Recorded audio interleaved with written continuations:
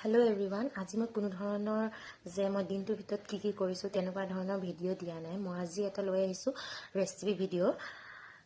এই ৰেচিপি ভিডিঅ'টোনো কেনেকুৱা হয়, চিম্পলে আছে, ইমান হেভিও নহয়, কিন্তু মানে পাৰ্চনেলি মোৰ ফেভৰেট। আপোনালোককো আশা কৰোঁ যে ভাল লাগিব।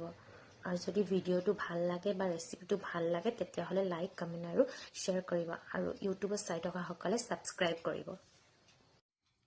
এই মই চিকেনখিনি মেৰিনেট কৰিবলৈ লৈছোঁ। প্ৰথমতে মই দিছোঁ দৈ, তাতে দিম মই কাজুৰ পেষ্ট। কাজুখিনি গাখীৰত মই চক কৰি থৈছিলোঁ, তাৰপিছত পেষ্ট বনাই দিছোঁ। তাৰপিছতে দিম মই আদা নহৰু, তাৰপিছত নিমখ দিম, তাৰপিছত দিম জিৰা গুড়ি, ধনিয়া গুড়ি, তাৰপিছত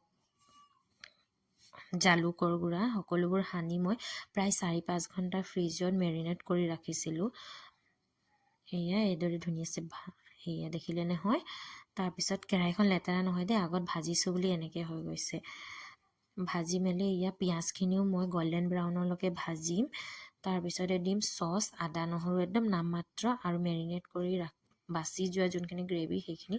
তাৰপিছত পিঁয়াজখিনি গলাৰ পিছত মই দিম চিকেন ভাজি থোৱাখিনি দিম। তাৰপিছতে ধুনীয়াকৈ উতল আহিবলৈ দিম, একদম জোলখিনি শুকাই যোৱালৈকে। তাৰপিছত মোৰ যেতিয়া চিকেন সিজি যাব মই ওপৰত কেঁচা ধনিয়া দি দিলোঁ, আৰু এয়া ৰেডি হৈ গ'ল চিকেন ৰ'ষ্ট উইথ গ্ৰেভি। খাই কিন্তু ভাল লাগিছিলে দেই, আপোনালোকে ট্ৰাই কৰিব পাৰে।